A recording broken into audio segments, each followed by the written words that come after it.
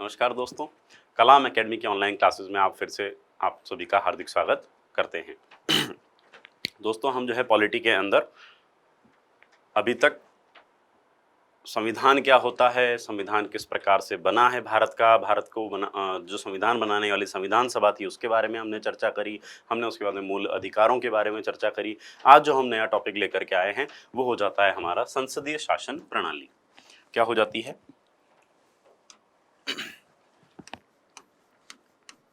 संसदीय शासन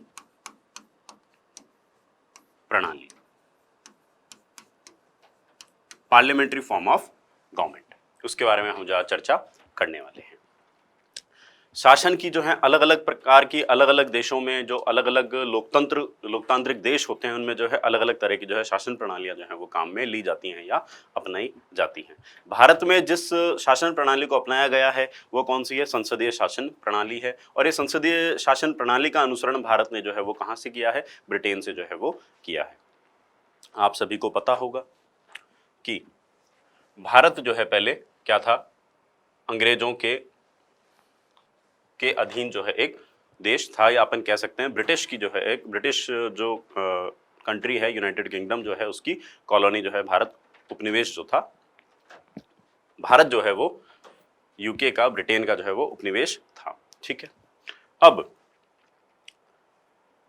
19वीं सदी के उत्तरार्ध में, मतलब ये हम बात कर रहे हैं 1850 से लेके 1900 के बीच की। ठीक है। तब से जो है भारत जो है राजनीतिक रूप से सक्रिय होना जो है वो प्रारंभ हुआ, और उन्होंने जो है वो अंग्रेजों के सामने डिमांड रखना चालू करी कि हमें भी जो है वो क्या किया जाए कि शासन में जो है वो हमें सम्मिलित किया जाए। क्यों? क्योंकि उस समय के जो बहुत से विद्वान थे उन्होंने जो है क्या करा, वहां पर जाकर के, ब्रिटेन में जाकर के जो है वो शिक्षा ग्रहण करी, वहां पे जाकर के जो वकालत वगैरह करके आए। वहां जब उन्होंने देखा कि यहाँ पर इंग्लैंड में बहुत सी प्रकार की जो है समानताएं प्रदान करी गई हैं, स्वतंत्रताएं प्रदान करी गई हैं, वहीं जो अंग्रेजों का शासन भारत में है उसमें और इसमें तो जो है रात दिन का अंतर है। तो चूंकि वो चाहते थे कि भारत के अंदर भी जो है ब्रिटिशर्स जो है वैसा ही बिहेव करें जैसा कि जो है वो कहां पर बिहेव कर रहे हैं, इंग्लैंड में। तो वैसा जो है सुनिश्चित किस प्रकार से किया जा सकता, कैसे किया जा सकता था कि उसी प्रकार की शासन प्रणाली को जो है वो अपना लिया जाए। अब चूंकि अंग्रेज जो हैं वहां पर कुछ और प्रकार से शासन करते थे, यहां पर जो है उनका जो है वो बायसनेस हमें देखने को मिलता था, एक तरफा जो है वो झुकाव देखने को मिलता था। ऐसे में भारतीयों ने जो है किस चीज का निर्णय लिया कि हम जो है अब क्या करेंगे, शासन में जो है हमारी भी भागीदारी जो है वो होनी चाहिए। तो 19वीं सदी के उत्तरार्ध में जो है उन्होंने क्या करा, इस प्रकार से राजनीतिक अधिकारों को लेकर के जो है आंदोलन करना प्रारंभ किया। 20वीं सदी की शुरुआत में, या अपन कहते हैं कि जो शुरुआत का जो आधा उत्तरार्ध, शुरुआत का जो अर्ध काल होता है, शुरुआती जो 50 वर्षों का जो समय था उसके अंदर जो है वो क्या करा, जब उन्होंने आंदोलन और ज़्यादा तीव्र गति से कर दिया तो अंग्रेजों ने जो है उनको शासन के अंदर सम्मिलित करना प्रारंभ कर दिया। ठीक है। अब जब उन्होंने उसके अंदर उसको शामिल किया, फिर भी जो है उनको क्या किया जाता था, एक सफिशिएंट जो वेटेज दिया जाना चाहिए था, एक सफिशिएंट प्रतिनिधित्व दिया जाना चाहिए था भारतीयों को, वो जो है वो प्रदान नहीं किया जाता था। मतलब कि मेजोरिटी अभी भी जो है वो किसके हाथ में थी? ब्रिटिशर्स के हाथ में ही जो है वो हुआ करती थी।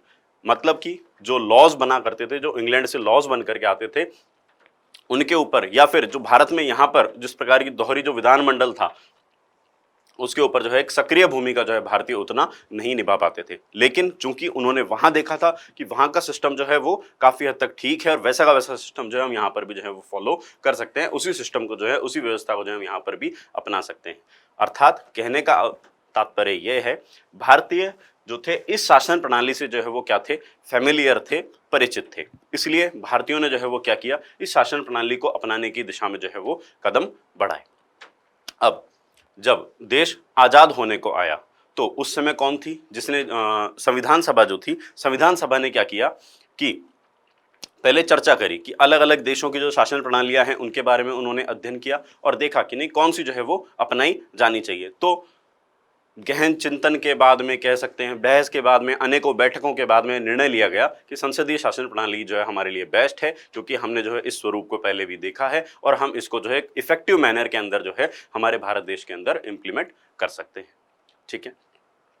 अब संविधान सभा ने जब ये निर्णय ले लिया तो उसी अनुरूप जो है संविधान बनाया गया। उसी अनुरूप जो है वो हमने बात करी थी कि जिस दिन 26 नवंबर 1949 को जब संविधान को जब अंगीकृत कर दिया गया, आत्मार्पित कर दिया गया, तब से क्या थे, इलेक्शन कमीशन बनाया।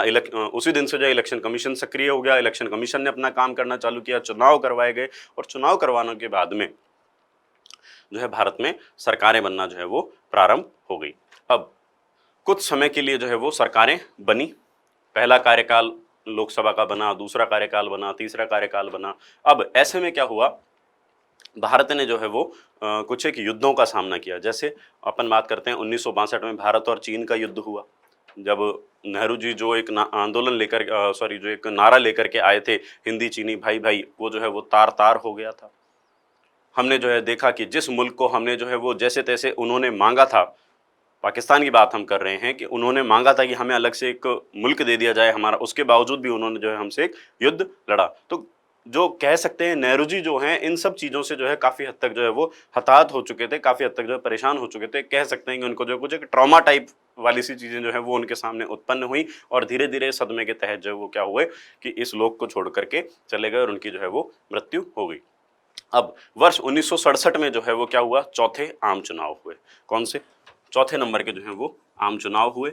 और इन चौथे आम चुनावों में नेहरू जी की मृत्यु के बाद में क्या हुआ, इंदिरा युग की जो है वो सरकार, जो इंदिरा सरकार का जो युग है वो प्रारंभ होता है। इंदिरा जी जो है वो सरकार बनाना प्रारंभ करती है। लेकिन ये जो चौथे आम चुनाव जो थे, इनमें जो है दो तरह के प्रभाव जो है वो देखने को मिले। पहला तो क्या, पहला ये हमें देखने को मिलता है कि कांग्रेस की जो जीत थी, अभी तक जिस हिसाब से कांग्रेस जो है वो जीतती आ रही थी नेहरू जी के युग में, वो जीत जो थी वो कैसी थी, फीकी पड़ गई थी। मतलब अब उतनी सीटें लेकर के कांग्रेस जो है वो जीत करके नहीं आ पा रही थी। मतलब मेजोरिटी में तो अभी भी है, लेकिन अगर पहले अपन कहते हैं कि एक बहुत अच्छे खासे वेटेज से कांग्रेस जीत करके आती थी, तो अब जो है वो सुनिश्चित नहीं हो पाया था। प्लस दूसरी चीज जो थी वो क्या थी कि कांग्रेस 6 राज्यों के अंदर अपनी सरकार जो है वो गंवा चुकी थी। ठीक है, 6 राज्यों में जो है कांग्रेस की हार हो चुकी थी। अब वापस से नेहरू जी की इधर डेथ हो चुकी है। जो कांग्रेस का अभी तक संभालने वाला जो एक प्रमुख प्रवर नेता था, वो जो है कांग्रेस को छोड़ के जा चुका है। तो ऐसे में क्या है कि राजनीतिक अस्थिरता का दौर जो है वो उत्पन्न होता है। चिंताजनक परिस्थितियां जो हैं, राजनीतिक परिस्थितियां ऐसी जो कि प्रशासन को एक तरीके से संकट के अंदर ला करके खड़ा कर दिया, ऐसी ऐसी परिस्थितियां जो हैं वो उत्पन्न हो गई। ऐसे में वापस से जो है प्रश्न उठा कि क्या हमें जो है अध्यक्षात्मक शासन प्रणाली को अपना लिया जाना चाहिए। चूंकि ऐसे कभी ना कभी तो होगा कि लोकप्रिय नेता आएंगे, उनकी मृत्यु हो जाएगी और उसके बाद में राजनीतिक अस्थिरताएं फिर से उत्पन्न हो जाएंगी। तो ऐसे में क्या प्रश्न उठ करके आया कि क्या हमें जो है फिर से अध्यक्षात्मक शासन प्रणाली का जो है वो चयन कर लेना चाहिए, जिसको हमने जो है वो आज़ादी के समय जो इसको ड्रॉप कर दिया था, जिसको हमने छोड़ दिया था, और हमने किसको अपनाया, संसदीय शासन प्रणाली को जो है वो अपनाया था। अब ऐसी जब परिस्थितियां उत्पन्न होती हैं तो वे लोग जो कि किसके पक्ष में थे, संसदीय शासन प्रणाली के पक्ष में थे, उन्होंने कहा कि आप अध्यक्षात्मक शासन प्रणाली को लेकर के तो आ जाओगे, लागू भी कर दोगे, ठीक है, और जो वर्तमान में समस्याएं जो हमारे सामने अभी आ रही हैं उनका समाधान भी कर दोगे, लेकिन इस बात की क्या गारंटी है कि अध्यक्षात्मक शासन प्रणाली जो है वो दोष मुक्त है, अर्थात उसके बाद में जो है वो किसी प्रकार के संकट नहीं आएंगे। मतलब ये कहना ये चाह रहे थे कि उस शासन प्रणाली के अपने क्या हैं, गुण हैं, और अपने ही क्या हैं वो दोष हैं। ठीक है, तो बेहतर यह होगा कि हम जिस शासन प्रणाली को अभी तक देखते हुए आ रहे हैं, हमारी 2 पीढ़ियां 3 पीढ़ियां निकल गई जिस शासन प्रणाली को देखते हुए, हम उसको जो किस प्रकार से इफेक्टिव उसका इंप्लीमेंटेशन कर सकते हैं, उसका प्रभावी क्रियान्वयन हम कर सकते हैं, उस दिशा में हमको जो है वो काम करना चाहिए। ठीक है, समझ में आती है बात। तो अंततः क्या किया गया, इसी चीज को जो है वो कंटिन्यू किया, संसदीय शासन प्रणाली को ही जो है वो भारत के अंदर चालू रखा गया। ठीक है, अब संसदीय शासन प्रणाली के अंतर्गत देखिए शासन का ढांचा जो है वो किस प्रकार का होता है, उसके बारे में हम बात करते हैं। हमने पहले भी बात करी है, हम आज फिर से एक बार बात करते हैं कि सबसे ऊपर क्या होता है, संविधान या जनता का शासन, जिसको हम क्या बोल देते हैं, लोकतंत्र। ठीक है, अब जो जनता का शासन होता है वो शासन जो है वो किसमें, 3 भागों में जो है वो विभाजित होता है। पहली हो जाती है व्यवस्थापिका,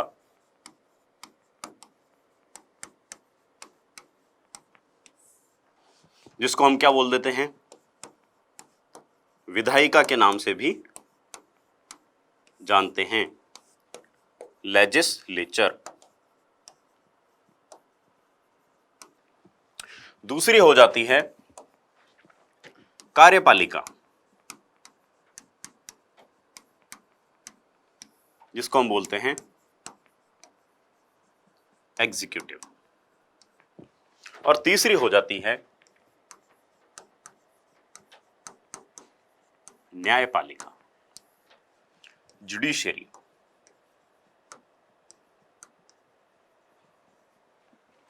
ठीक है, तो संसदीय शासन प्रणाली में सबसे ऊपर क्या होता है, जनता का शासन होता है, जिसको हम लोकतंत्र बोलते हैं, या क्या बोल सकते हैं, संविधान भी जो है वो बोल सकते हैं। इससे ऊपर भारत में कुछ भी नहीं है, संविधान से ऊपर जो है वो कुछ भी नहीं है।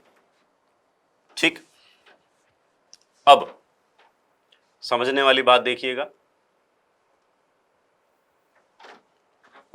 ये जो व्यवस्थापिका है या ये जो विधायिका है, इसका प्रमुख कार्य क्या है?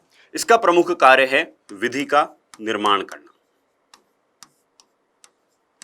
विधि का निर्माण करना, अर्थात नियम, उपनियम, कानून, है ना, आदेश, अध्यादेश, सूचना, अधिसूचना आदि जो है जारी करने का कार्य जो है वो किसका हो जाता है, विधि का व्यवस्थापिका का कार्य हो जाता है, विधायिका का कार्य हो जाता है। ये जो विधि इन्होंने बनाई, विधि को अपन क्या बोलते हैं, कानून भी बोलते हैं। ये जो कानून इन्होंने बनाए, इनको लागू करने का कार्य किसका होता है, कार्यपालिका का होता है। ठीक है, अब अपन जो है कार्यपालिका के बारे में चर्चा करते हैं। कार्यपालिका जो है वो 2 प्रकार की होती है। कितने प्रकार की होती है? 2 प्रकार की होती है। पहली हो जाती है अस्थायी कार्यपालिका। कौन सी? अस्थायी कार्यपालिका। और एक हो जाती है स्थायी कार्यपालिका, स्थायी कार्यपालिका। ठीक, अब ये जो अस्थायी कार्यपालिका होती है, इसको हम कहते हैं वास्तविक कार्यपालिका, वास्तविक कार्यपालिका या रियल एग्जीक्यूटिव। हाँ, ये बात बिल्कुल मैंने सही लिखी है, गलत नहीं लिखा है। यहां पे अस्थायी है और यहां पर क्या है, वास्तविक है। ठीक है, जो स्थायी कार्यपालिका है इसको हम नाम मात्र की कार्यपालिका बोलते हैं। क्या बोलते हैं?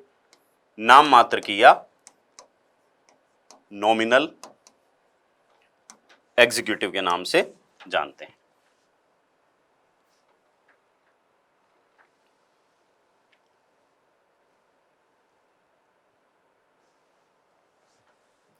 ठीक है, अब ये जो वास्तविक कार्यपालिका होती है, इसके अंदर क्या आता है? मंत्री परिषद, काउंसिल ऑफ मिनिस्टर्स। क्या आ जाता है? मंत्री परिषद या काउंसिल ऑफ मिनिस्टर्स। इसका प्रमुख या नेतृत्व कौन करता है? तो इसका प्रमुख हो जाता है प्रधानमंत्री। ठीक है, पीएम मतलब कि प्रधानमंत्री। और ये जो नाम मात्र की कार्यपालिका होती है, इसके अंदर क्या आ जाती है? नौकरशाही। क्या आ जाती है? नौकरशाही। नौकरशाही के अंदर देखिए कौन कौन आ जाते हैं, जैसे भारतीय संघ स्तर पे आईएएस अधिकारी होते हैं। हम अगर राज्य स्तर की बात करते हैं तो कौन होते हैं? आरएएस अधिकारी होते हैं। ठीक है, राजस्थान की एडमिनिस्ट्रेटिव सर्विसेज हो जाती है। ठीक है, तो ये किसके अंदर आ जाते हैं? नौकरशाही में। और मंत्री परिषद, अब मंत्री परिषद में देखिए कौन लोग आते हैं। हमारा इलेक्शन हुआ, ठीक है, कोई से भी चुनाव हुए, आम चुनाव की बात कर लेते हैं हम, जो लोकसभा वाले चुनाव होते हैं उनकी बात कर लेते हैं। लोकसभा वाले चुनाव के अंदर जो है कुछ एक लोग जो है वो जीत करके आते हैं। कुछ तो कौन से हो जाते हैं? जो कि जीत करके आते हैं, जो कि जीते हुए दल में होते हैं। ठीक है, क्योंकि वह जीते हुए दल में होते हैं। और एक कौन से हो जाते हैं? जो कि हार जाते हैं। मतलब कि जो 50% प्लस सीट्स ले आते हैं, 50% प्लस 1 सीट ले आते हैं वो तो किसमें कहलाते हैं, बहुमत वाले दल के अंदर कहलाते हैं। और उनसे कम दूसरे जो भी होते हैं वो क्या हो जाते हैं, हारे हुए दल जो है वो माने जाते हैं। इनको हम जो है दूसरा एक नाम दे देते हैं, वो क्या नाम दे देते हैं, विरोधी या विपक्ष का नाम दे देते हैं, ओपोजिशन का नाम जो है हम इसको दे देते हैं, ठीक है। और इसको हम क्या बोल देते हैं, बहुमत प्राप्त करने वाला दल, बहुमत प्राप्तकर्ता दल, ठीक है। अब ये जो बहुमत प्राप्तकर्ता दल होता है, इसका जो नेता होता है वही क्या कहलाता है, मोस्टली पीएम बनता है। वही कौन बनता है, पीएम बनता है। और वही जो है वो क्या कहलाता है, संसद का नेता भी जो है वो वही कहलाता है। क्या हो जाता है, संसद का नेता भी जो है वही कहलाता है। जीती हुई पार्टी का, जीते हुए दल का व्यक्ति, जीता हुआ दल जो है क्या कहलाता है, बहुमत प्राप्तकर्ता दल कहलाता है, बहुमत प्राप्त दल कहलाता है। और उसका जो नेता होता है वो क्या बनता है, मोस्टली पीएम बनता है। और वही क्या कहलाता है, संसद का नेता भी जो है वो कहलाता है, ठीक है।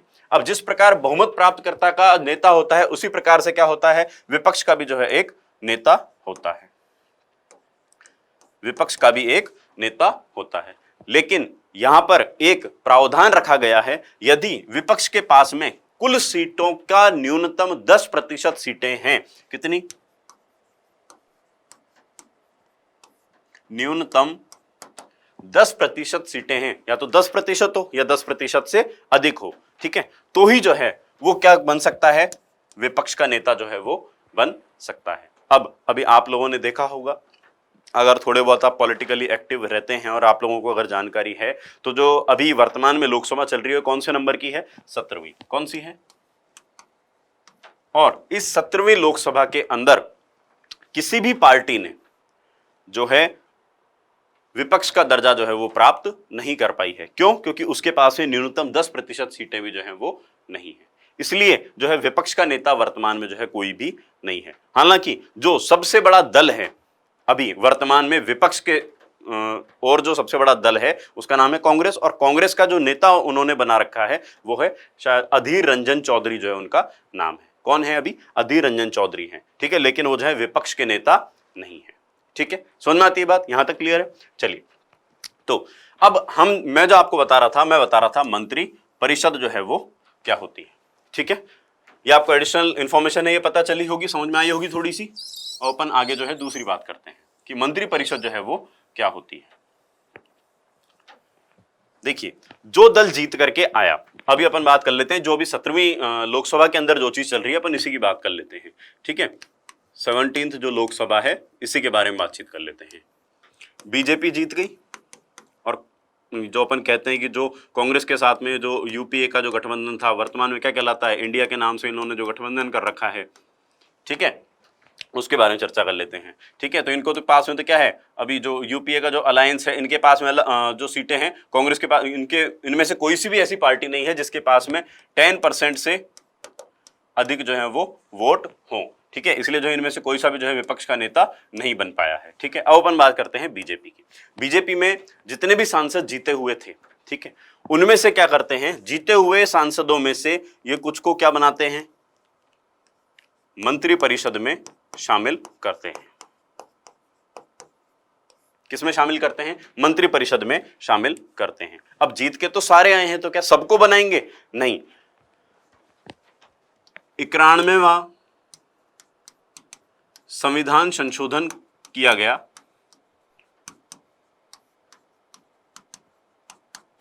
और उसमें बताया गया कि किसी भी सरकार में अधिकतम मंत्री कितने हो सकते हैं। तो इसमें इस संविधान संशोधन के माध्यम से उन्होंने बताया कि जितनी कुल सीटें हैं सदन की, जितनी कुल सीटें हैं उसका 15% से अधिक जो है वो मंत्री नहीं बनाए जा सकते। क्या बोला 91वें संविधान संशोधन में, कि कुल जो सीटें हैं उसके 15% से अधिक मंत्री जो हैं वो नहीं बनाए जा सकते। मतलब मैक्सिमम लिमिट कितनी बना दी गई है, 15%। अर्थात अभी अगर हम राजस्थान की बात करते हैं तो राजस्थान में विधानसभा की सीटें कितनी हैं, 200। कितनी है भाई, 200। अगर आप जो है 200 का 15% निकालने जाओगे तो कितना निकल करके आता है, 30। तो राजस्थान में अधिकतम अगर मंत्री बनाए जा सकते हैं तो कितने बनाए जा सकते हैं, 30, ठीक है। तो जिन लोगों को मंत्री बनाया जा रहा है वो सब किसके अंतर्गत शामिल हो जाते हैं? मंत्री परिषद के अंदर जो है वो शामिल हो जाते हैं। ठीक है, अब ये कुल जितने टोटल जितने मंत्री बनाए जाएंगे वो क्या कहलाएंगे? मंत्री परिषद का भाग माने जाएंगे। लेकिन इनमें से भी जो है कुछ एक मंत्री ऐसे होंगे जिनको की जो है कुछ महत्वपूर्ण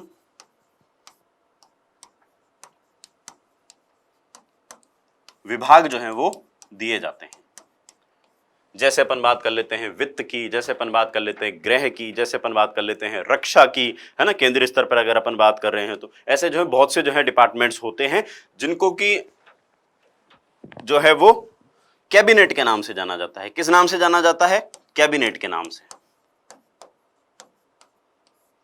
या मंत्रिमंडल भी जो है हम उसको कहते हैं। अर्थात समझ में आया आपके कि ये क्या है? मंत्री परिषद। क्या है? मंत्री परिषद।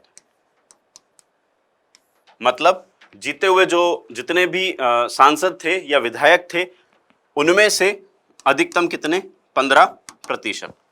ठीक है, मैक्सिमम कितने? इससे कम भी कर सकते हैं। अगर जैसे राजस्थानी पर बात करते हैं अधिकतम कितने बनाए जा सकते हैं? 30, तो 20 भी बनाए जा सकते हैं, 22 भी बनाए जा सकते हैं, 25 भी बनाए जा सकते हैं, 28 बनाए जा सकते हैं, मैक्सिमम 30 भी बनाए जा सकते हैं। लेकिन 30 की लिमिट को जो है कभी भी क्रॉस नहीं किया जाएगा। ठीक है, क्लियर है?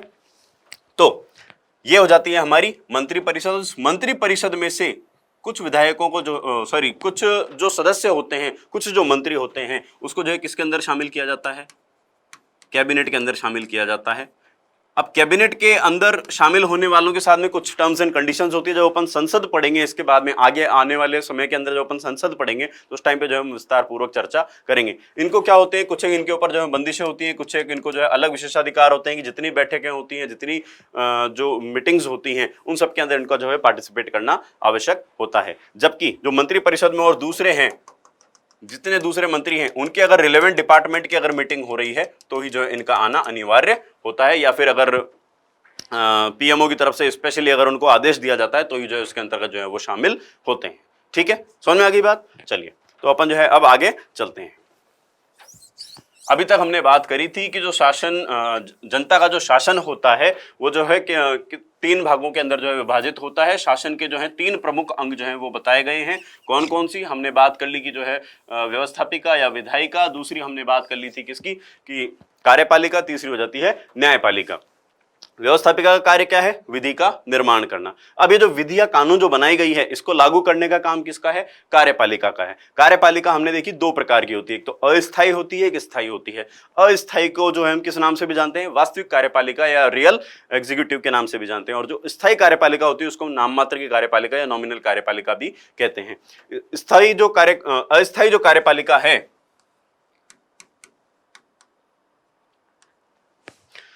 अस्थायी जो कार्यपालिका है ये जो है किससे मिलकर के बनी होती है? मंत्री परिषद से मिलकर के बनी होती है, जिसका नेतृत्व जो कौन करता है? खुद स्वयं प्रधानमंत्री जो है वो करते हैं। ठीक है, जबकि जो स्थायी कार्यपालिका होती है उसको हम नाम मात्र की कार्यपालिका कहते हैं और उसके अंतर्गत क्या चीज आ जाती है? नौकरशाही आ जाती है, आईएएस और आरएएस आ जाते हैं। ठीक है, अब जो चीज हम संसदीय शासन प्रणाली में पढ़ेंगे वो इसको और इसको छोड़ते हुए पढ़ेंगे। मतलब हम जो है कौन सा कितना सा पार्ट पढ़ेंगे? यहां तक का। ठीक है, उम्मीद है समझ में आया होगा आपको। अब जो कार्यपालिका है, कौन सी? अस्थायी कार्यपालिका जो है वो किसमें से बनाई गई? आप देखिए, जो व्यवस्थापिका होती है, जो विधायिका होती है, इसको अगर अपन संघीय स्तर पे बात करें तो संसद, राज्य स्तर पर बात करें तो राज्य विधान मंडल। अब जितने भी एमएलए जीते हैं या जितने भी एमपी जीते हैं वो संसद का या राज्य विधानमंडल का भाग तो हैं। ठीक है, तो वो तो सारे के सारे बैठेंगे कहां पे? व्यवस्थापिका या विधायिका के अंदर। लेकिन उन जीते हुए एमएलए में से कुछ एक को क्या बनाया जाता है? मंत्री बनाया जाता है। वो किसके अंदर आ जाते हैं? मंत्री परिषद के अंदर आ जाते हैं। तो मैं ये कह सकता हूं कि कार्यपालिका जो है वो विधायिका है उसका अंग मात्र होती है। अभी जो अपन ने इधर एग्जांपल बनाया था मंत्री परिषद और मंत्रिमंडल का, मैं जो है वैसा ही कुछ एग्जांपल देखिए यहां पर बनाता हूं। जो व्यवस्थापिका है, व्यवस्थापिका के अंदर ही जो है वो कार्यपालिका आ जाती है। ठीक है, समझ में आई बात आपको। अब आगे देखिए, अब बात अपन क्या करते हैं, शासन के जो अलग अलग तरह के मॉडल होते हैं उनके ऊपर जो है एक बार चर्चा कर लेते हैं।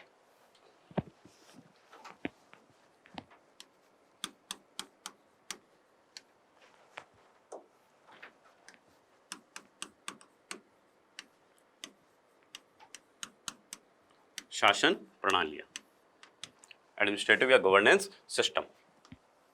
भारत के अंदर आपने देखा कि ये तो हो जाती है आपकी व्यवस्थापिका और ये हो जाती है आपकी कार्यपालिका, ठीक है, और ये हो जाती है आपकी न्यायपालिका, बिल्कुल अलग। ठीक है, ये तो कहां पर अपनाया जाता है, भारत में इस मॉडल को जो है वो अपनाया जाता है। जबकि जो संसदीय शासन प्रणाली कहां की है, ब्रिटेन की, यूके की या ब्रिटेन की, वहां पर क्या है कि ये क्या है, व्यवस्थापिका। व्यवस्थापिका के अंदर ही जो है कार्यपालिका है और इसी से मिलकर के क्या बनी हुई होती है, न्यायपालिका जो है वो बनी हुई होती है। ठीक है, जबकि अगर अपन बात करते हैं अमेरिका की, यूएसए की, तो यहां पर व्यवस्थापिका, कार्यपालिका और न्यायपालिका तीनों ही जो है वो कैसे हैं, स्वायत्त हैं, स्वतंत्र हैं, निष्पक्ष रूप से अपने अपने काम जो है वो करते हैं। भारत में तो अपन ने क्या मॉडल देखा कि व्यवस्थापिका के अंदर ही जो है वो क्या पाई जाती, उसी से मिलकर के क्या बनी हुई होती है, कार्यपालिका। जबकि न्यायपालिका जो है वो कंप्लीटली क्या होती है, उससे सेपरेट होती है, अलग होती है। यूके ब्रिटेन की अगर अपन बात करते हैं तो व्यवस्थापिका के अंदर ही जो है वो कार्यपालिका और न्यायपालिका जो है वो समाहित होती है। जबकि अगर अमेरिका की बात करते हैं तो अमेरिका में व्यवस्थापिका, कार्यपालिका और न्यायपालिका तीनों ही जो है वो कैसी हो जाती हैं, अलग अलग प्रकार से जो है वो कार्य करती हैं। ठीक है, यहां तक उम्मीद है आप लोगों को सब चीजें समझ में आ गई होंगी। अब जो संसदीय शासन प्रणाली है उसके और क्या क्या फीचर्स होते हैं, उसके क्या क्या कैरेक्टरिस्टिक्स होते हैं, उसके बारे में जो है हम चर्चा कर लेते हैं। ठीक है, संसदीय शासन प्रणाली।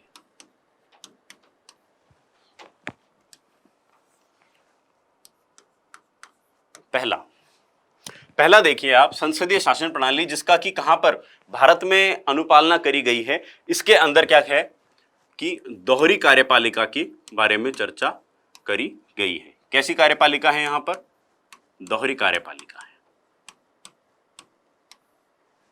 ड्यूअल एग्जीक्यूटिव है। ये देखिए, अभी हमने बात करी थी, एक तो कैसी है, अस्थायी है, और दूसरी कैसी है, स्थायी कार्यपालिका है। ठीक है, अब बाकी सारी चीजें वो क्यों आ जाती हैं, इसको हम क्या बोलते हैं, वास्तविक कार्यपालिका बोलते हैं। ये किससे मिलकर बनी होती है, मंत्रिपरिषद से मिलकर बनी होती है। ठीक है, और इसका प्रमुख कौन हो जाता है, पीएम होता है। ठीक है, शासन की जो वास्तविक शक्तियां हैं वो किसके अंदर निहित होती हैं, मंत्रिपरिषद में। शासन की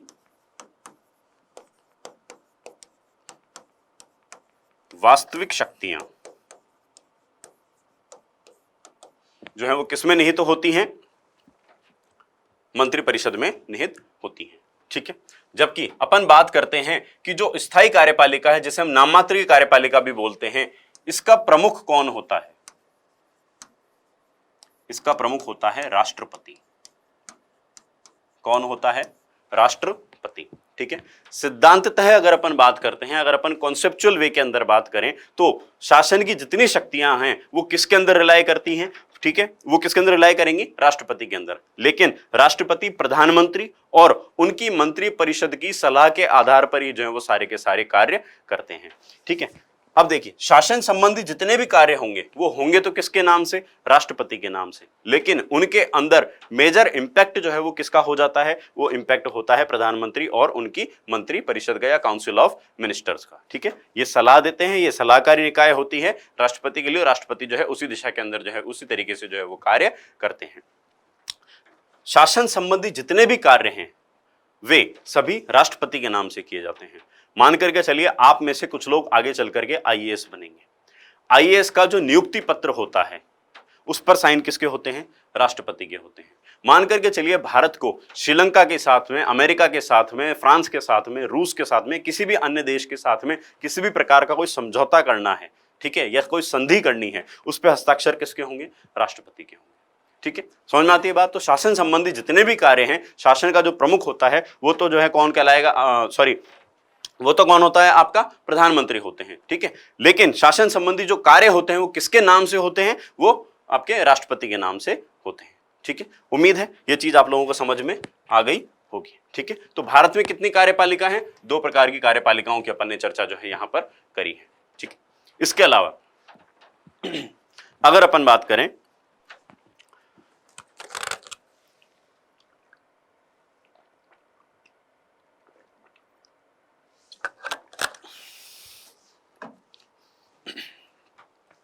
इसके अलावा मैंने अभी आपको बताया जो शासन की शक्ति है वो किसमें निहित होती है, मंत्रिपरिषद में निहित होती है। और मंत्रिपरिषद का ही एक अंग क्या हो जाता है, मंत्रिमंडल होता है। अभी अपन ने कैबिनेट की बात जो है यहां पर करी थी। ठीक है, अब वो जो कैबिनेट होता है, उस कैबिनेट की वजह से इसको क्या बोल दिया जाता है, मंत्रिमंडलीय शासन के नाम से भी जाना जाता है। किसको, जो संसदीय शासन प्रणाली है, इसको हम किसी और दूसरे किस अन्य नाम से जानते हैं, मंत्रिमंडलीय शासन प्रणाली के नाम से भी जानते हैं।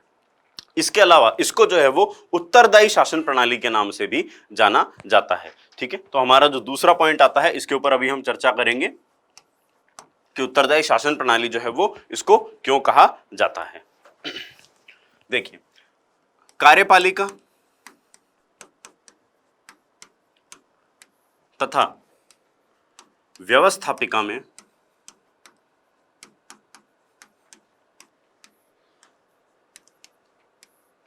घनिष्ठ संबंध पाया जाता है।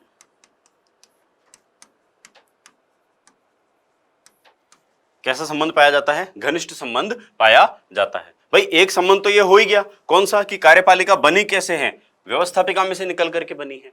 ठीक है, तो ये जो कार्यपालिका है यह व्यवस्थापिका के प्रति क्या है, उत्तरदायी है। उत्तरदायी है सामूहिक रूप से। कैसे है,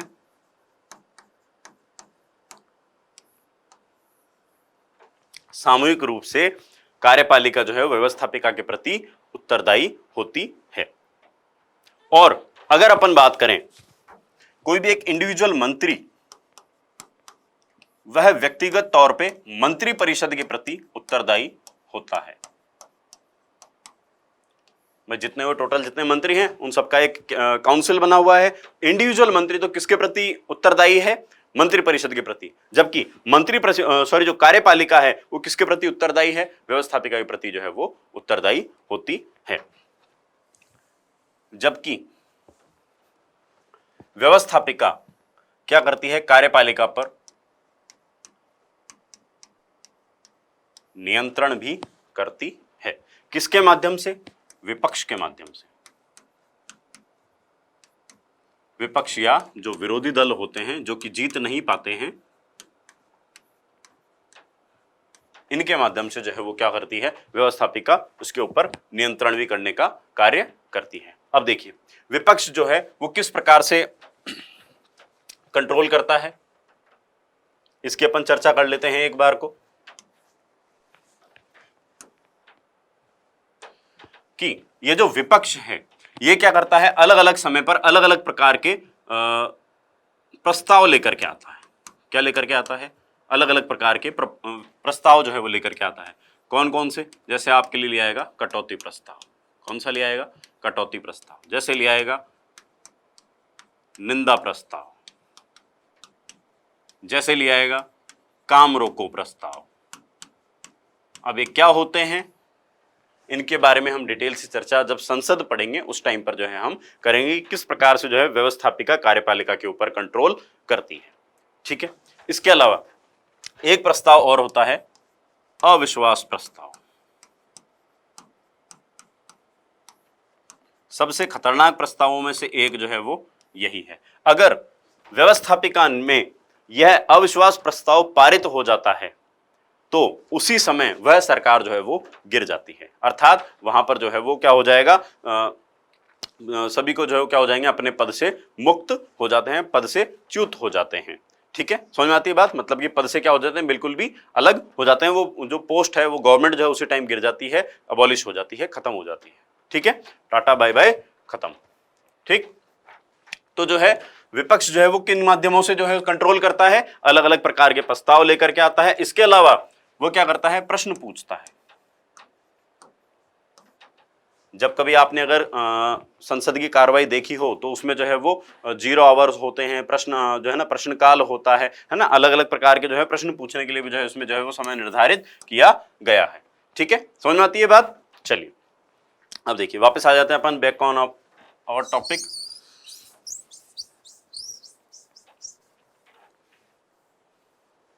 विरोधी दल।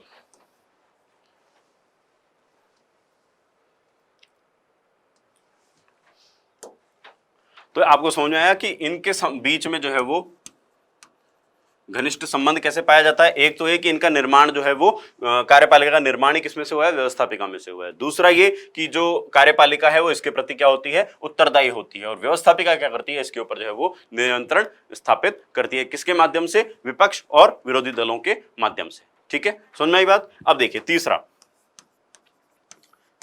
आ जाता है हमारा प्रधानमंत्री का नेतृत्व। अभी हमने बात करी थी कि जो मंत्रिपरिषद होती है उसका नेतृत्व कौन करते हैं, स्वयं प्रधानमंत्री करते हैं। उसके जो प्रमुख होते हैं वो कौन होते हैं, प्रधानमंत्री होते हैं। तो जो प्रधानमंत्री होते हैं यह मंत्रिपरिषद का क्या होते हैं,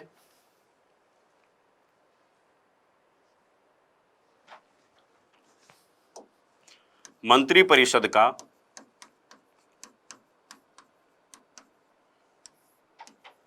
के आधार होते हैं, या अपन कह सकते हैं मंत्रिपरिषद का आधारशिला होता है। कैसे, इसका निर्माण कैसे होगा, किसका, मंत्रिपरिषद का, कौन कौन इसके अंतर्गत जो है वो शामिल किया जाएगा, और ये जो है वो कितने समय के लिए जो है वो बनाया जाता है, अर्थात कब जो है किसी मंत्री को हटा के किसी दूसरे मंत्री को जो है वो सेम डिपार्टमेंट या सेम विभाग जो है वो सौंप दिया जाएगा। इसी के साथ साथ निर्माण के अलावा एक चीज आ जाती है अपनी गतिविधियां। मंत्रिपरिषद जो है वो किस दिशा के अंदर जो है वो कार्य करने वाली है। चौथी चीज आ जाती है निर्माण के साथ ही समापन। इन सब का निर्धारण जो है वो किसके द्वारा किया जाता है, प्रधानमंत्री के द्वारा जो है वो प्रत्यक्ष रूप से हस्तक्षेप जो है इन चीजों के अंदर होता है। ठीक है, इसके अलावा प्रधानमंत्री के नेतृत्व में ही जो है वो सभी मंत्री जो है वो इसी के कंट्रोल में, इसी के नियंत्रण में जो है सभी मंत्री कार्य करते हैं। प्रधानमंत्री जब चाहे जिस मंत्री को चाहे वो क्या कर सकता है, पद से मुक्त कर सकता है।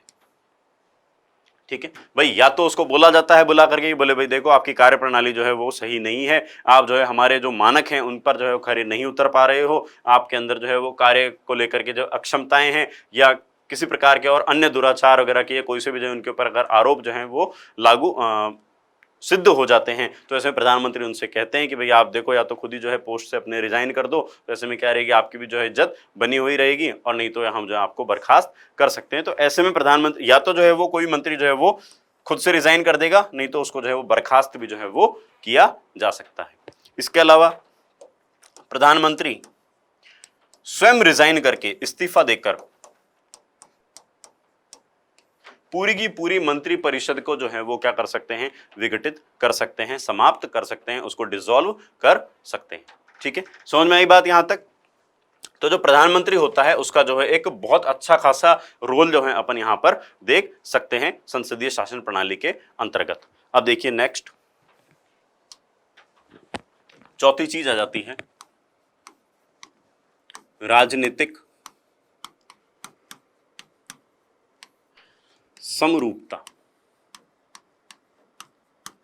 या अपन कह सकते हैं एक रूपता।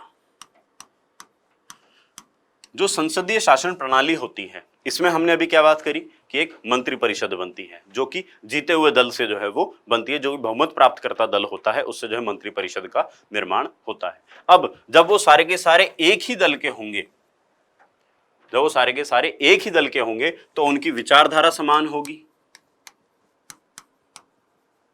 भाई एक ही एजेंडा के ऊपर काम करेंगे, उनके एक ही प्रकृति के से मूल्य होंगे, एक ही प्रकार के से क्या होंगे, उनके सिद्धांत होंगे, उनके अंदर जो है वो क्या पाया जाएगा, आपको परस्पर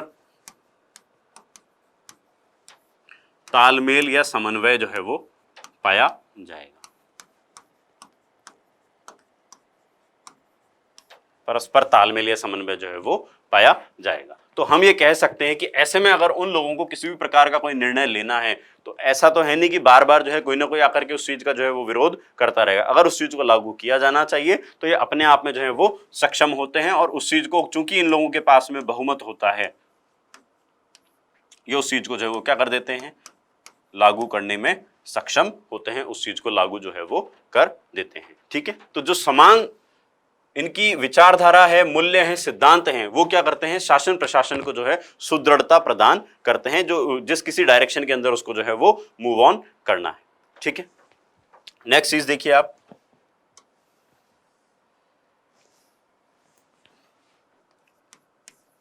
पांचवी आ जाती है अनुभवी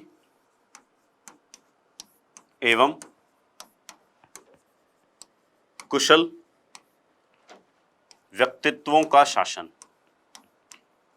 व्यक्तियों का देख लीजिए, व्यक्तित्वों, पर्सनैलिटीज का या पर्सन्स का देख लीजिए, का शासन। देखिए, संसदीय शासन प्रणाली में लोकतंत्र है और लोकतंत्र में वही व्यक्ति निकल करके आता है जो कि ईमानदार होता है, परिश्रमी होता है, कुशल प्रशासनिक गुण जिसके अंदर पाए जाते हैं। वही क्या नेता क्या होता है, जनता के अंदर, जनमानस के अंदर एक अपनी अच्छी इमेज जो है वो क्रिएट कर पाता है और वही क्या कहलाता है, फिर एक लोकप्रिय नेता के रूप में जो है वो उभर करके आता है। ठीक है, अब जब उसकी जर्नी जो है, जब वो ग्राउंड लेवल से काम करता हुआ सा चलेगा, चाहे अपन नेहरू जी की बात करें, चाहे अपन इंदिरा गांधी जी की बात करें, चाहे अपन जो वर्तमान जो अपने प्रधानमंत्री हैं उनके बारे में बातचीत करें, तो जो सभी के सभी जो नेता हैं, ठीक है, उनके पास में क्या होता है, एक अच्छा खासा अगर अनुभव है और अगर उनके पास में कुशल नेतृत्व की या प्रशासन की क्षमताएं हैं, ठीक है, तो वो क्या करती है, शासन को सुदृढ़ता प्रदान करती है। क्या करती है, शासन को सुदृढ़ता प्रदान करती है, जिससे क्या होता है, प्रशासनिक कार्यों के अंदर कुशलता देखने को मिलती है और देश जो है वो क्या होता है, बहुत ज्यादा सशक्त हो जाता है। ठीक है, नेक्स्ट देखिए आप,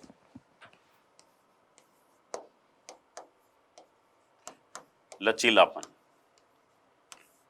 या जिसको अपन बोलते हैं लोचशीलता, फ्लेक्सिबिलिटी। संसदीय शासन प्रणाली में लचीलापन या लोचशीलता का गुण भी जो है वो पाया जाता है। कैसे, मान करके चलिए कि एक सरकार अभी बनी हुई है और ऐसे में जो है वो अचानक से जो है वो पीएम साहब की या तो रिक्त जो है उनका पद जो है, प्रधानमंत्री साहब का जो है पद जो है वो रिक्त हो जाता है। किन्हीं कारणों से, हो सकता है उनकी मृत्यु हो जाए, हो सकता है वो त्याग पत्र दे दें, ठीक है, हो सकता है जो है वो उनके खिलाफ जो है अविश्वास प्रस्ताव ही जो है पारित हो जाए। ठीक है, अब ऐसे में क्या चीज होती है, चूंकि जो है पद जो है वो रिक्त हो गया, तो ऐसे में बहुमत तो है अभी भी किसी ना किसी के पास में। ठीक है, अब जिस किसी के पास में बहुमत है वह क्या करेगा, अपनी सरकार बनाएगा, उस बहुमत का जो है कोई ना कोई एक नेतृत्व करता आएगा। ठीक है, और वही क्या करेगा, जो है प्राइम मिनिस्टर पद पे जो है वो बैठेगा, उसकी जो है वो शपथ लेगा। ठीक है, अब अगर वो पद रिक्त हो जाता है तो ऐसे में जरूरी नहीं है कि उसके लिए जो है वापस से इलेक्शन करवाया जाए, मतलब कि वहां पर निर्वाचन करवाने की, चुनाव करवाने की पुनः जो है कोई आवश्यकता नहीं होती है। जिस दल के पास में बहुमत होगा वह जो है क्या करेगा, अगर अपन राज्य स्तर पर बात करें तो राज्यपाल के पास जाएगा। ठीक है, अगर अपन केंद्र स्तर की या संघीय स्तर की बात करें तो राष्ट्रपति के पास जाएगा और जाकर के बहुमत जो है वो सिद्ध होने का जो है वो दावा करेगा और वहां पर जाकर सरकार बनाने का जो है वो दावा करेगा और उसके बाद उनको जो है शपथ वगैरह दिला करके वापस से नई सरकार का जो है फॉर्मेशन कर दिया जाएगा, निर्माण कर दिया जाएगा। ठीक है, तो क्या ऐसे में इलेक्शन करवाने की आवश्यकता है वापस से, हम बोलेंगे जी नहीं। तो क्या नई सरकार बनाई जा सकती है बिना चुनावों के? हाँ, यही जो है वो क्या होता है, लचीलेपन या लोचशीलता के गुण को प्रदर्शित करता है। जैसे में एक बेस्ट एग्जांपल यहाँ पे निकल करके आता है, 1989-90 में जो है वीपी सिंह साहब की सरकार थी और उन्होंने क्या किया था, त्याग पत्र दे दिया था। तो ऐसे में जो है वो तुरंत ही उसी दिन, सेम डे, चंद्रशेखर साहब को जो है वो क्या बना दिया गया था, पीएम जो है वो सेम डे जो है वो बना दिया गया था। ठीक है, उम्मीद है ये वाला पॉइंट भी जो है आप लोगों को समझ में आ गया होगा कि संसदीय शासन प्रणाली में लोकशीलता का गुण भी जो है वो पाया जाता है। इसके बाद में अगर अपन बात करें, कितने हो गए? 6। 7वां देखिए आप, राजनीतिक चेतना व शिक्षा। हालांकि अगर हम हमारे देश की बात करें तो चूंकि लिटरेसी रेट इतनी ज़्यादा अच्छी नहीं है, लोगों में समझ इतनी ज़्यादा अच्छी नहीं है, लोग जो हैं वो क्या होते हैं, कुछ उन लोगों के इन्फ्लुएंस में होते हैं जो कि क्या होते हैं, पहले से पूर्वाग्रहों से ग्रसित होते हैं। पूर्वाग्रह बेसिकली ये चीज़ हो जाती है कि अगर मेरी आइडियोलॉजी है, अगर मैंने ये सोच बना रखी है कि बीजेपी जो है वो सबसे निकृष्टतम पार्टियों में से एक है, तो मुझे क्या होगी, कमियां ही कमियां जो हैं वो दिखाई देने लगेंगी। मैं उसने क्या क्या उसकी उपलब्धियां हैं, क्या क्या उसके कार्य हैं, उनके बारे में जो है मैं चिंतन नहीं करूंगा, उनके बारे में एनालिसिस जो है बिल्कुल भी नहीं करूंगा। ठीक है, तो ऐसे में हमारे घर के जिन लोगों को हम समझते हैं कि ये समझदार हैं, इनका राजनीतिक दृष्टिकोण जो है अच्छा है, तो उनकी आइडियोलॉजी जो होगी वही आइडियोलॉजी जो है हम भी जो क्या कर लेते हैं, अडेप्ट कर लेते हैं, उसी चीज को जो है हम भी क्या कर लेते हैं, धारण कर लेते हैं। ठीक है, अब ऐसे में वो अगर बीजेपी को मानते हैं तो हम भी किसको करेंगे, बीजेपी को जो है वो मानेंगे, या अगर वो जो है कांग्रेस को मानते हैं तो हम भी क्या करेंगे, कांग्रेस को ही मानेंगे, आम आदमी को मानते हैं तो आम आदमी को ही जो है वो मानेंगे। ठीक है, बाकी सभी पार्टियों चाहे कितने अच्छे काम करती हो, चाहे कितने ही बुरे काम करती हो, उनको जो है हम नजरअंदाज कर देंगे। हमारे नज़र में जो पार्टी उनकी नज़र में बेस्ट है वही पार्टी जो हमारी नज़रों में बेस्ट हो जाती है। ठीक है, तो हम बात करते हैं राजनीतिक चेतना की। संसदीय शासन प्रणाली इस बात को सुनिश्चित करती है कि देश के नागरिकों में जो है वो राजनीतिक चेतना का जो है वो संचार हो। इसके लिए क्या चीज हो जाती है, आप लोगों ने देखा होगा कि जब जब इलेक्शंस होते हैं तब तक जो संचार के साधन हैं हमारे, चाहे न्यूज़पेपर हो, है ना, चाहे टीवी हो, चाहे मीडिया के अन्य संसाधन हो, उसके माध्यम से हमें जो है वो समय समय पर पता चलता रहता है कि अब जैसे अभी देश में जो है वो आम चुनाव आने वाले हैं। इससे पहले अभी राजस्थान के अलावा जो है कुछ राज्यों के अंदर और भी जो है वो विधानसभा के चुनाव जो है हाल ही में संपन्न हुए हैं, है ना। अब जब जैसे आम चुनाव समाप्त हो जाएंगे, इसके बाद में सरपंच के चुनाव आएंगे, किसका कौन सा जो है चुनाव चिन्ह था, ठीक है, कौन जीता कौन हारा, ठीक है, कौन जो था वो इलेक्शन लड़ने से बर्खास्त हो गया, इनकम का डिक्लेरेशन भी आपको पहले देना पड़ता है ना, और कुछ और दूसरे और भी जो कोई अन्य मानक हैं उनके आधार पर जो है किसी ने आचार संहिता, आदर्श आचार संहिता जो है उसका उल्लंघन कर दिया, है ना, कोड ऑफ कंडक्ट जो होती है उसका उल्लंघन कर दिया। तो आज जब आप मोस्टली लोगों से जाकर के पूछोगे तो उनके बारे में थोड़ा थोड़ा सा जो है वो ज्ञान तो आने लगा है। ठीक है, ये सारे के सारा जो है किसकी वजह से सुनिश्चित हो पाया है, संसदीय शासन प्रणाली के कारण ही जो है ये सब चीजें सुनिश्चित हो पाई हैं। ठीक है, इसके अलावा नेक्स्ट अगर अपन बात करें विपक्ष, विपक्ष के बारे में अभी हमने पहले चर्चा कर ली थी। ठीक है, कि किस प्रकार से जो है वो अभी शासन करने वाला सत्ताधारी जो कोई दल है, ठीक है, उसके ऊपर किस प्रकार से शासन जो कंट्रोल जो है, ये नियंत्रण जो है वो कर लेता है। हमने बात करी थी कि ये जो है प्रश्न पूछ सकता है, ये जो है विभिन्न प्रकार के प्रस्ताव जो है पारित करवा सकता है, और उस माध्यम से जो है क्या करता है, उनके ऊपर कंट्रोल करने का प्रयास करता है। जैसे अभी हमने बात करी थी कि काम रोको प्रस्ताव होता है, हमने बात करी थी कटौती प्रस्ताव होता है। ठीक है, ऐसे जो है अलग अलग प्रकार के अनेकों प्रकार के क्या हो जाते हैं, आपके प्रस्ताव जो होते हैं उनको पारित करके क्या करता है, विपक्ष जो है कंट्रोल करने का प्रयास करता है। ठीक है, उम्मीद है ये चीज आप लोगों को समझ में आ गई होगी। तो इस प्रकार हमने जो है बहुत से जो है इनके गुण जानने का प्रयास किया। अब जो है हम किसके बारे में चर्चा कर लेते हैं कि इस शासन प्रणाली के अंदर दोष कौन कौन से हैं, संसदीय शासन प्रणाली के दोष क्या क्या है, लिमिटेशंस क्या क्या है, कमियां जो है वो कौन कौन सी हो जाती हैं। देखिए, सबसे पहली चीज आ जाती है शक्ति पृथक्करण सिद्धांत के प्रतिकूल। संसदीय शासन प्रणाली जो है वो इस शक्ति पृथक्करण सिद्धांत के प्रतिकूल है। किसके एडवर्स है, doctrine of power of separation के जो है बिल्कुल कंप्लीटली एडवर्स हो जाता है।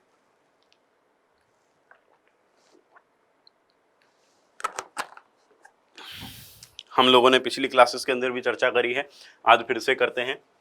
पहले देखिए क्या होता था, जो मोनार्की सिस्टम होता था उसमें सबसे ऊपर किंग होता था, और किंग के पास में जो है कौन सी पावर्स हुआ करती थी, चाहे आपकी लेजिस्लेचर वाली पावर्स हो, चाहे एग्जीक्यूटिव वाली पावर्स हो, चाहे जुडिशियल पावर्स हो, चाहे विधायिका शक्ति हो, चाहे कार्यपालिका की शक्ति हो, चाहे जुडिशियल पावर्स हो। ठीक है, अब भारत में क्या किया गया है कि जो एग्जीक्यूटिव है वो किसका पार्ट है, लेजिस्लेटिव का जो है वो पार्ट हो जाती है। ऐसा ही कुछ सिस्टम भी भारत के अंदर है। जबकि एक फ्रांस के विचारक हुए थे मोंटेस्क्यू। कौन हुए थे? मोंटेस्क्यू हुए थे। और मोंटेस्क्यू ने कहा था कि अगर जनता का शासन अगर करना है, ठीक है, तो जो पावर्स हैं इनका जो है सेपरेट जो है वो सेपरेशन जो है, पावर्स का सेपरेशन जो है वो होना चाहिए। लेजिस्लेटिव अलग काम करे, एग्जीक्यूटिव अलग काम करे, जुडिशियल जो है सिस्टम जो है वो कंप्लीटली अलग काम करना चाहिए। अगर ऐसे में कोई भी एक बाकी दो को जो है लिमिटेड सीमित करने का अगर कार्य करता है, तो जो ये दोनों मिलकर के उसको जो है पहले ही क्या कर दें, प्रतिसंतुलित कर दें, काउंटर बैलेंस जो है वो कर दें। अर्थात शासन जो है वो किसके माध्यम से होना चाहिए, कंप्लीटली शक्तियां जो हैं उनका क्या होना चाहिए, पृथक तरीके से काम करने चाहिए, निष्पक्ष एवं स्वतंत्र होकर के जो है वो कार्य करने चाहिए। ऑटोनॉमस बॉडी के फॉर्म में जो है स्वायत्ताएं उनके पास में जो है वो होनी चाहिए। ठीक है, लेकिन भारत में क्या किया गया है, भारत में अपन देखते हैं कि जो एग्जीक्यूटिव है, कार्यपालिका जो है वो किसका भाग है, लेजिस्लेचर का ही भाग है। ठीक है, तो यहां पर क्या हो जाता है, शक्ति के पृथक्करण का जो सिद्धांत है उससे क्या हो जाती है, कंप्लीटली डिफरेंट हो जाता है। अब जब एग्जीक्यूटिव जब लेजिस्लेचर का ही पार्ट है, तो जिस दल के पास में लेजिस्लेचर में जो है वो मैक्सिमम सीट्स होंगी, अधिकतम सीट्स होंगी, बहुमत जिसके पास में होगा, तो उसके ऊपर जो है वो एग्जीक्यूटिव जो है वो उसके ऊपर जो है किसी प्रकार का कोई कंट्रोल नहीं होगा। ठीक है, जो कोई लॉ जो है ये पास करवाना चाहते होंगे लेजिस्लेचर में, आराम से आकर के जो है ये अपने लॉज को जो है वो पास करवा सकते हैं। उससे क्या होता है कि जो निरंकुशता वाली गतिविधियां हैं,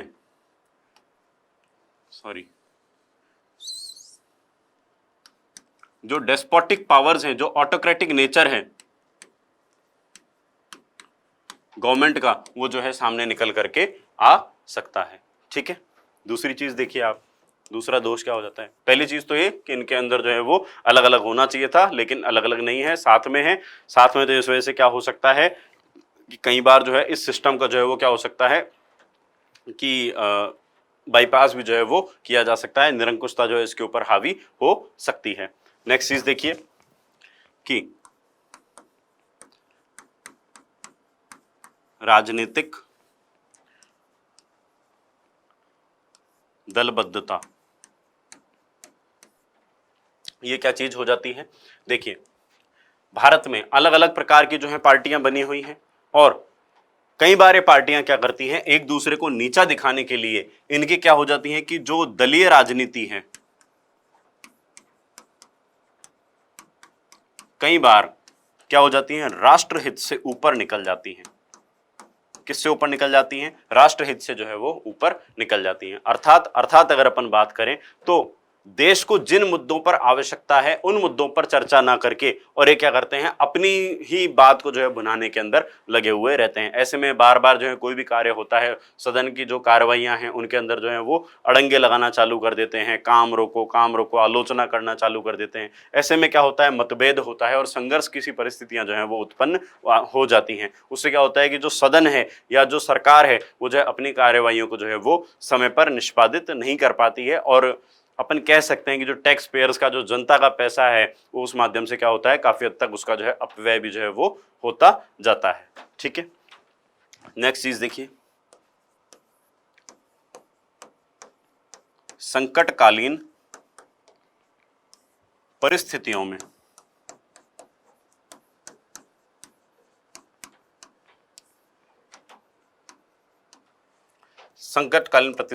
परिस्थितियों में भी जो है ये प्रतिकूल शासन व्यवस्था है। मान करके चलिए कहीं पर भारत में ही जो है वो मान के चलिए कि जो है युद्ध की सी परिस्थितियां जो है वो उत्पन्न हो गई हैं, या कोई और किसी और दूसरे प्रकार की जो है वो इमरजेंसी आ गई है। मान लीजिए खाद्यान्नों की कमी है, या जैसे अपन क्रूड ऑयल अभी जो है बाहर से जो है इंपोर्ट करते हैं, आयात करते हैं, ठीक है, और वो क्रूड ऑयल को लेकर के मान के चलिए कि शॉर्टेज हो जाए, नहीं आ पा रहा है, तो अब ऐसे में करा क्या जाए, क्या करें। ठीक है, अपन चलो युद्ध की अपन परिस्थितियां लेके चलते हैं, युद्ध और जैसे यूक्रेन और रूस का भी जिस प्रकार से जो है युद्ध चल रहा था, अब ऐसे में क्या डिसीजंस जो है वो तुरंत लेने चाहिए। तो क्या इस शासन व्यवस्था में तुरंत निर्णय लिए जा सकते हैं? तो हम कहते हैं जी नहीं, इसमें जो है वो तुरंत निर्णय जो है वो नहीं लिए जा सकते हैं। क्यों, क्या कमियां हैं? तो देखिए, पहले तो जो है क्या किया जाएगा, सभी दलों को जो है वो बुलाया जाएगा और बुला करके उनके साथ में जो है वो मीटिंग करी जाएगी, उन सबकी जो है वो क्या मानी जाएगी, राय जो है वो मांगी जाएगी। उसके बाद में सभी क्या करेंगे, विचार विमर्श करेंगे, और फिर भी हो सकता है कि सभी की सर्वसम्मति मिले तो मिले, ना मिले तो ना मिले। ठीक है, समस्याएं जो है वो निरंतर बनी हुई रहती हैं। और एक्चुअल में अगर अपन देखें तो ये जो है अपने आप में एक बहुत ज्यादा टाइम टेकिंग प्रोसेस हो जाता है। कैसा हो जाता है? टाइम टेकिंग प्रोसेस जो है वो हो जाता है। ठीक है, इसलिए हम ये कहते हैं कि संकटकालीन परिस्थितियों में जो संसदीय शासन प्रणाली है, ये जो है बिल्कुल विपरीत या प्रतिकूल सी जो है व्यवस्था होती है। ठीक है, नेक्स्ट देखते हैं अपन।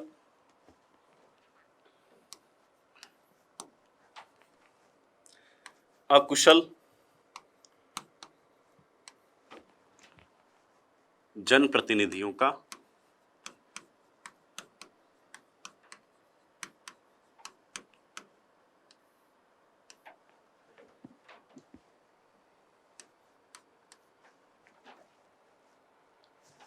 अकुशल जनप्रतिनिधि देख लेते हैं अपन। ठीक है, अकुशल जनप्रतिनिधि क्या हो जाते हैं? मान करके चलिए कुछ एक डिपार्टमेंट ऐसे होते हैं जिनके अंदर क्या होता है, अपन को टेक्निकल पर्सन की जो है आवश्यकता होती है। जैसे अपन बात कर लेते हैं चिकित्सा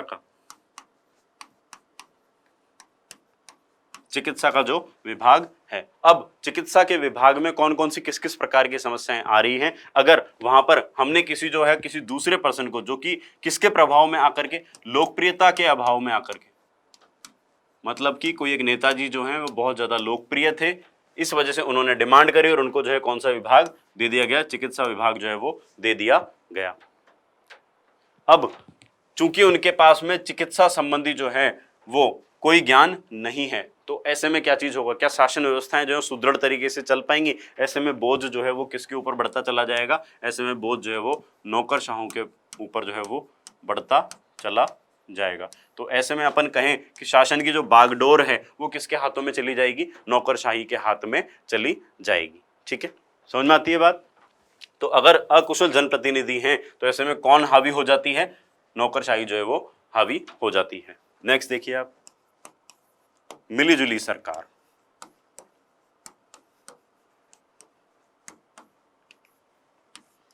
या गठबंधन की सरकार।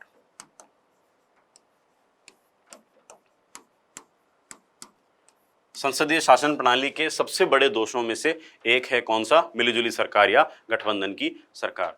देखिए, जब कभी भी किसी भी दल को बहुमत प्राप्त नहीं होता है, बहुमत की बात क्या हो गई कि टोटल जितनी सीटें थी उसके 50% +1 को जो है वो प्राप्त नहीं कर पाए हैं, तो वो सारे के सारे दल मिलकर के क्या करते हैं कि जो है गठबंधन बनाते हैं। और गठबंधन जब वो करते हैं तो ऐसे में क्या होता है कि बार्गेनिंग चलती है, मोल भाव चलता है। कौन सा? कि ये वाला डिपार्टमेंट हम लेंगे, हमारे पास में इतनी सीटें हैं और हम जो है आपको समर्थन दे देते हैं, और चूंकि हमें जो है ये मिनिस्ट्रीज जो है हमें दे दी जाए।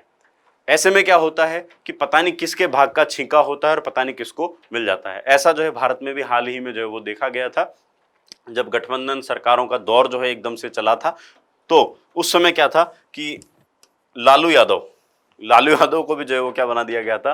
रेल मंत्री जो है वो बना दिया गया था। हालांकि एक बहुत छोटे से टेन्योर के लिए वो रेल मंत्री बनाए गए थे, पर गठबंधन सरकार की जो सबसे बड़ी विशेषता होती है वो ये होती है कि इसके अंदर जो है वो निरंतर दबाव जो है वो सरकार के ऊपर रहता है। धमकी दी जाती है बार बार कि जो है किसी भी समय जो है वो गिरा दिया जाएगा। अब चूंकि सरकार चलानी है तो इसके लिए क्या होती है कि उनकी जो न मानने वाली भी जो मांगे होती हैं, अमान्य जो कोई मांगे होती हैं, उनको भी जो है वो मजबूरी वश जो है वो स्वीकार करना पड़ता है। ऐसे में जो है कौन बन गए थे? लालू जी रेल मंत्री जो है वो बन गए थे। मिलीजुली सरकारों के बारे में अक्सर कहा जाता है कि जब इसका निर्माण होता है उसी समय जो है इसके विनाश के बीज जो है वो इसके निर्माण के समय जो है वो बो दिए जाते हैं कि एक ना एक टाइम ऐसा आएगा कि ये जो है क्या हो जाएगी? ध्वस्त हो जाएगी। कैसी हो जाएगी? ध्वस्त हो जाएगी। इसीलिए इसको क्या बोल देते हैं? अस्थायी सरकार भी जो है वो कहा जाता है। किसको? इस मिलीजुली सरकार को या गठबंधन वाली सरकार को। ठीक है, तो यहाँ पे आकर के जो है हमारे सभी प्रकार के दोष जो है वो समाप्त होते हैं। आज हमने जाना संसदीय शासन प्रणाली क्या होती है, हमने संसदीय शासन प्रणाली को ही क्यों अपनाया। ठीक है, उसके बाद में हमने जाना संसदीय शासन प्रणाली के कौन कौन से गुण होते हैं, अभी हमने जाना कौन कौन से अवगुण या कौन कौन से दोष जो है इसके होते हैं। अब नेक्स्ट वीडियो के अंदर हम लोग जो है वो संसद को जो है स्टार्ट करेंगे, जाने की जो है संसद हमारी किस प्रकार से काम करती है, किस प्रकार से उसका निर्माण होता है, संसद के अंदर जो है वो कौन कौन से डिपार्टमेंट्स आते हैं, जैसे अपन सदनों की बात करते हैं, कौन कौन से सदन आते हैं, राज्यसभा, लोकसभा और राष्ट्रपति को मिला करके क्या बनती है, हमारी संसद बनती है। ठीक है, तो मिलते हैं हम लोग नेक्स्ट वीडियो के अंदर। Thank you so much.